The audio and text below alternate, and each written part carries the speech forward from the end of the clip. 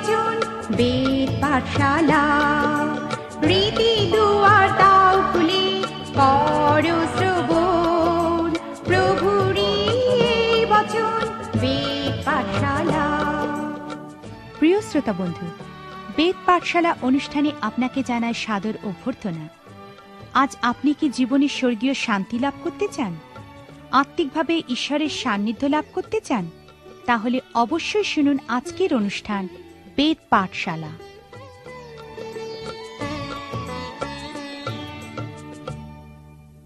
প্রিয় শ্রোতা বন্ধু, বেদ পাঠশালা অনুষ্ঠানে আপনাকে স্বাগত জানাই। এই বাইবেল অধ্যয়ন অনুষ্ঠানে আমরা এখন দ্বিতীয় বিবরণ পুস্তক অধ্যয়ন করছি। আমরা গত দিনগুলিতে দেখেছি যে দ্বিতীয় বিবরণ পুস্তক হল ঈশ্বর সেই সিনয় পর্বতে তার দাস মোশিকে যে ব্যবস্থা বা নিয়ম দিয়েছিলেন তার পুনরাবৃত্তি। ঈশ্বরের এই ব্যবস্থা দ্বিতীয় বিবরণ পুস্তকে বিভিন্ন আবেদনের সঙ্গে পুনরাবৃত্তি করা হয়েছে। এই জন্যেই এই বইটির নাম দ্বিতীয় বিবরণ। ইব্রীয় ভাষায় দ্বিতীয় বিবরণ শব্দের অর্থ হল ব্যবস্থার পুনরাবৃত্তি। আমরা দেখেছি যে এই পুস্তকটি শুধুমাত্র ব্যবস্থার পুনরাবৃত্তি নয়, কিন্তু তার থেকেও বেশি কিছু। ইহা হল ঈশ্বরের লোকেদের দ্বিতীয় প্রজন্মের কাছে ব্যবস্থার সম্পূর্ণ ব্যাখ্যা। ঈশ্বরের লোকেদের প্রথম প্রজন্ম সেই প্রান্তরে মারা পড়েছিল এবং ঈশ্বর চেয়েছিলেন যেন এই দ্বিতীয় প্রজন্মের লোকেরা সেই কনান দেশে প্রবেশের আগে তার ব্যবস্থা সম্পর্কে জ্ঞাত হয়। এই পুস্তকের মূল কথা হল যেন এই দ্বিতীয় প্রজন্মের লোকেরা ঈশ্বরের এই ব্যবস্থা তাদের সন্তানদের অর্থাৎ ঈশ্বরের লোকেদের তৃতীয় প্রজন্মের কাছে যত্নপূর্বক শিক্ষা দেয়।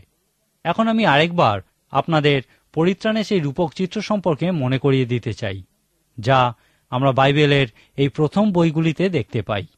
আদি পুস্তকে আমরা আমাদের পরিত্রাণের শুরু এবং পরিত্রাণের উৎসরূপে স্বয়ং ঈশ্বরকে দেখতে পাই। একই সঙ্গে এখানে মানুষের চরিত্রের মধ্যে আমরা পাপের উৎসও দেখতে পাই। যাত্রা পুস্তকে আমরা সেই ইসরায়েল সন্তানদের মিশর দেশের দাসত্ব শৃঙ্খল থেকে উদ্ধার পাওয়ার ঘটনার মধ্যে দিয়ে আমাদের পরিত্রাণের বা মুক্তির একটা মহান চিত্র দেখতে পাই। ইহা পাপ থেকে আমাদের উদ্ধার বা মুক্তির চিত্র প্রদর্শন করে। তাদের সেই মিশর দেশ থেকে বেরিয়ে প্রান্তর পার হয়ে ঈশ্বর তাদেরকে যে দেশ দেবেন বলে প্রতিজ্ঞা করেছিলেন সেই কনান দেশে প্রবেশ করার কথা ছিল, এবং সম্ভবত মিশর থেকে কনান দেশ পর্যন্ত যেতে তাদের মাত্র 11 দিন লাগা উচিত ছিল। এরপর গণনা পুস্তকে আমরা সেই ভয়ানক সংবাদ পাই যে তারা তা করেনি। তারা সেই প্রান্তরে প্রায় 40 বছর চক্রাকারে ঘুরেছিল। একটা গোটা প্রজন্ম অবিশ্বাসের ঘূর্ণিপাকে আবর্তিত হয়ে ওই প্রান্তরে মারা পড়েছিল। এখান থেকেই আমাদের জীবনের জন্য যে সত্য আমরা দেখতে পাই তা হলো এমন অনেকেই আছেন যারা পরিত্রাণ লাভ করেছেন ঠিকই, কিন্তু সেই প্রতিজ্ঞার রাজ্যে প্রবেশ করেননি, অর্থাৎ পাপ থেকে মুক্তি লাভ করেও তারা সেই খ্রিস্টীয় জীবনের উপচয় লাভ করেননি। কিন্তু তারা সন্দেহ অবিশ্বাসের ঘূর্ণিপাকে আবর্তিত হয়ে চলেছে। এইভাবেই আমরা গণনা পুস্তকে আমাদের পরিত্রাণের রূপক চিত্র দেখতে পাই। লেবীয় পুস্তক আমাদেরকে বলে যে আমরা বিশেষ উদ্দেশ্যে মুক্তি লাভ করেছি। আমরা রক্ষা পেয়েছি একটা বিশেষ উদ্দেশ্য পূর্ণ করার জন্য, এবং সেই উদ্দেশ্য হলো যেন আমরা ঈশ্বরকে জানতে পারি এবং তার আরাধনা করতে পারি। এই বইয়ে আমরা কিভাবে ঈশ্বরের আরাধনা করা উচিত সেই বিষয়ে লেখা দেখতে পাই। আমরা আগেও বলেছি যে দ্বিতীয় বিবরণ পুস্তক হলো অনেকগুলি উপদেশের সংকলন। আমার মনে হয় ঈশ্বরের দাস মোশি একটা নির্দিষ্ট সময়কালের মধ্যে সেই ইসরায়েলীয়দের যে উপদেশসমূহ দিয়েছিলেন ইহা সেগুলিরই সংকলন। তারা কনান দেশে প্রবেশের ঠিক আগে সেই জর্দন নদীর পূর্ব দিকে তাদের শিবির স্থাপন করেছিল। এই দ্বিতীয় বিবরণ পুস্তকে আমরা অনেক মহান উপদেশসমূহ দেখতে পাই যা তাদের কনান দেশে প্রবেশের ঠিক আগে তাদের মুক্তির বা উদ্ধারের যে উদ্দেশ্য ছিল তা বুঝতে এবং পূর্ণ করতে বিশেষ উৎসাহিত করেছিল। আবার আবেদনরূপে এই বই থেকে আপনার এবং আমার পরিত্রাণের রূপক চিত্রও দেখতে পাই। যদি আমরা আমাদের আত্মিক মিশর থেকে মুক্তিপ্রাপ্ত হয়ে থাকি, যদি আমরা সেই অবিশ্বাস মোহের ঘূর্ণিপাকে আবর্তিত হতে হতে ক্লান্ত বোধ করি, যদি আমরা প্রকৃত বিশ্বাসে ঈশ্বর আমাদের জন্য যা মনোনীত করেছেন তা যাচনা না করি, এবং অবশেষে যদি আমরা সেই আত্মিক আশীর্বাদ যা ঈশ্বর প্রত্যেক বিশ্বাসীর জন্য নির্মিত রেখেছেন তা লাভ করার জায়গায় পৌঁছাই, তাহলে এই দ্বিতীয় বিবরণ পুস্তকে বর্ণিত উপদেশসমূহ আমাদেরকে অনেক কিছু বলে। এইগুলি সেই ইসরায়েল জাতি যে জাতির জন্য মোশি বারবার ঈশ্বরের কাছে তাদের পক্ষে দাঁড়িয়েছিলেন, তাদের জন্য ক্ষমা প্রার্থনা করেছিলেন এবং রক্ষা করেছিলেন, সেই জাতির উদ্দেশ্যে মোশির শেষ উপদেশ। এখানে আমরা আমাদের জীবনের জন্য অনেক বিশেষ আবেদন দেখতে পাই। এই ধারণার উপর ভিত্তি করেই আমরা ঈশ্বরের দাস মোশির এই বিখ্যাত মহান উপদেশসমূহ আলোচনা করব। মোশি ছিলেন একজন মহান প্রচারক। প্রথমেই আমরা ঈশ্বরের দাস মসির যে উপদেশের বিষয়ে আলোচনা করব তা লেখা আছে দ্বিতীয় বিবরণ পুস্তকের প্রথম অধ্যায়গুলিতে। ইহা প্রকৃতপক্ষে ইব্রিয় ইতিহাসের একটি সার সংকলন বা সংক্ষিপ্ত বিবরণ, যা মসি পবিত্র আত্মার অনুপ্রেরণায় দিয়েছিলেন। ইব্রিয় ইতিহাস একটি খুব বড় বিষয়।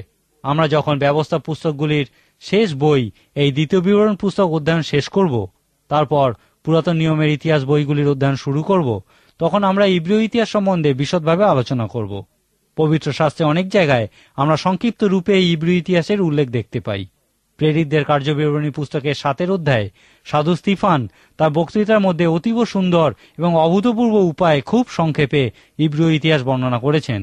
তৃতীয় বিবরণ পুস্তকের প্রথম দিকের অধ্যায়গুলিতে মসি তার সময় পর্যন্ত ইব্রিয় ইতিহাসের একটি সংক্ষিপ্ত বিবরণ দিয়েছেন। এই বিবরণের মধ্যে আপনি মসির চিন্তাভাবনা অনুযায়ী যে বিষয়গুলি গুরুত্বপূর্ণ ছিল সেই সম্পর্কে জানতে পারবেন। এই বিশেষ গুরুত্বপূর্ণ সংক্ষিপ্ত বিবরণে ঈশ্বরের দাস মসি যে বিষয়গুলিকে বিশেষ গুরুত্বপূর্ণ রূপে জোর দিয়ে বলেছেন, সেগুলির মধ্যে একটি বিষয় হল ঈশ্বর তার সঙ্গে কিরূপ আচরণ করেছিলেন এবং তিনি তার লোকদের সঙ্গে কিরূপ আচরণ করেছিলেন। এখানে আমরা প্রকৃতই কিছু আকর্ষণীয় বিষয় লক্ষ্য করে থাকি।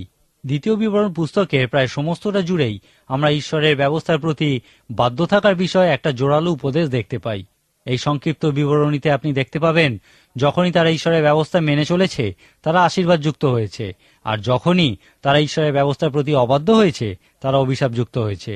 মসি এই বিষয়টি তাদেরকে দেখিয়েছিলেন এবং ঈশ্বরের ব্যবস্থার প্রতি বাধ্য থাকার উপদেশ দিয়েছিলেন। এই পুস্তকের দুটি মূল শব্দ হল বাধ্যতা এবং প্রেম। আপনার হয়তো মনে হতে পারে যে পুরাতন নিয়মের এই অংশে প্রেম বা ভালোবাসার কোনো স্থান নেই, কিন্তু ইহা এমন নয়। এই পুস্তকে অনেকবার মসি ভালোবাসার বিষয়ে উল্লেখ করেছেন। বিশেষত তিনি ঈশ্বরকে সমস্ত মন প্রাণ দিয়ে ভালোবাসতে বলেছেন। ইব্রিয় ইতিহাসের সংক্ষিপ্ত বিবরণের পরেই আমরা ঈশ্বরের দাস মসির আরেকটা মহান উপদেশ দেখতে পাই। এই উপদেশ আমরা দ্বিতীয় বিবরণ পুস্তকের 4 অধ্যায়ে দেখতে পাই। এই উপদেশের মূল বিষয়টি হল ঈশ্বরের বাক্যের প্রতি বাধ্য থাকা এবং তিনি যা করেছেন তাদের জন্য তা সর্বদা মনে রাখা।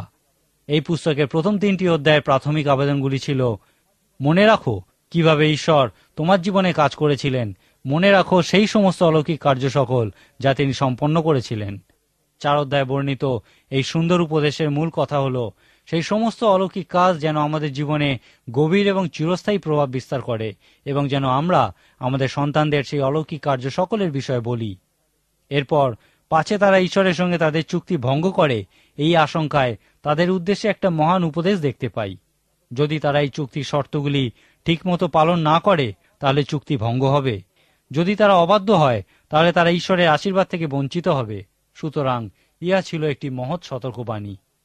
ঈশ্বরের সঙ্গে চুক্তি কখনো ভঙ্গ করবেন না। আজকের দিনের জন্য ইহা খুবই সুন্দর একটা চিন্তার বিষয়। সদা সর্বদা ঈশ্বরের নিয়মের বা ব্যবস্থার প্রতি বাধ্য থাকুন। দ্বিতীয় বিবরণী পুস্তকের 5 অধ্যায়টি একটি বিশেষ অধ্যায়। এখানে আমরা ঈশ্বর প্রদত্ত সেই 10 আজ্ঞার পুনরাবৃত্তি দেখতে পাই।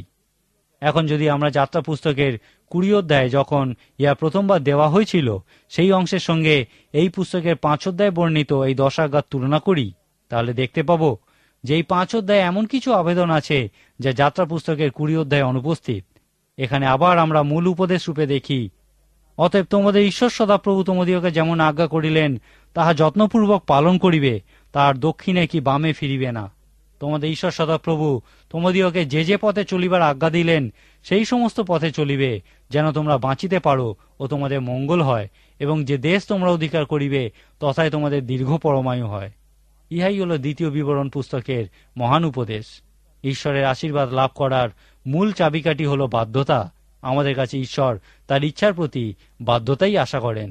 আমাদের গতদিনের অধ্যয়ন কার্যক্রমে আমরা দ্বিতীয় বিবরণ পুস্তক থেকে সম্ভবত মসির সবথেকে মহান উপদেশ বিষয়ে আলোচনা করেছিলাম। ইহা আমরা এই পুস্তকের 6 অধ্যায়ে দেখতে পাই এবং ইহাকে ইহুদি ধর্মের মৌলিক বিশ্বাস সূত্র বলা হয়। ইহাকে ইব্রিয় ভাষায় শামা বলা হয়, যার অর্থ শোনা। এই মহান উপদেশ শুরু হয়েছে, হে ইসরায়েল শুনো, এই কথার দ্বারা। আমরা জানি যে এই উপদেশের মূল উদ্দেশ্য ছিল ঈশ্বরের লোকেদের, সেই দ্বিতীয় প্রজন্মের লোকেরা যেন তাদের সন্তানদের এই বিষয়ে শিক্ষা দেয়। আমরা আগেও বলেছি যে এই শিক্ষা পদ্ধতি ঈশ্বরের প্রকাশিত বাক্যের উপরে ভিত্তি করে গড়ে উঠেছিল। সেই জন্যেই এই বিষয়গুলি আমাদের সন্তানদের শিক্ষা দেওয়া উচিত। তাদের শিক্ষা এই বাক্যের উপরে ভিত্তি করে গড়ে ওঠা উচিত। সেই সম্পূর্ণ ঈশ্বরের সম্পূর্ণ এবং নিশ্চিত বাক্যের উপরে ভিত্তি করে গড়ে ওঠা উচিত। এই শিক্ষা বিষয়ক পদ্ধতি ঈশ্বর পিতামাতাকে তাদের সন্তানদের শিক্ষার যে দায়িত্বভার দিয়েছেন তার উপর ভিত্তি করে এবং সন্তানদের সঙ্গে পিতামাতার সম্পর্কের উপর ভিত্তি করেও গড়ে উঠেছে। আপনি কখনোই ঈশ্বরের দাস মসির এই শিক্ষা পদ্ধতি আপনার সন্তানদের উপরে প্রয়োগ করতে পারবেন না। তাদেরকে ঈশ্বরকে ভালোবাসতে এবং তার বাক্যের প্রতি বাধ্য থাকতে শেখাতে পারবেন না যদি না আপনার সঙ্গে আপনার সন্তানের সুসম্পর্ক থাকে। সন্তানদের শিক্ষা বিষয়ে মসি বলেছিলেন, গৃহে বসিবার কিংবা পথে চলিবার সময় কিংবা শয়ন কিংবা গাত্রোত্থানকালে ওই সমস্তের কথোপকথন করিবে। তিনি বিশেষ করে পিতাদেরকে বলেছিলেন সন্তানদের শিক্ষা দেবার জন্য।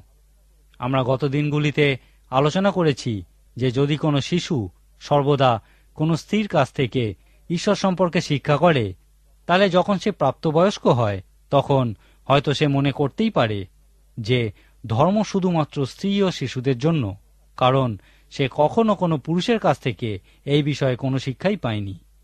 শিক্ষা বিষয়ক পদ্ধতির সম্ভবত সবথেকে গুরুত্বপূর্ণ ভিত্তিপ্রস্তরটি হল বাস্তবতা।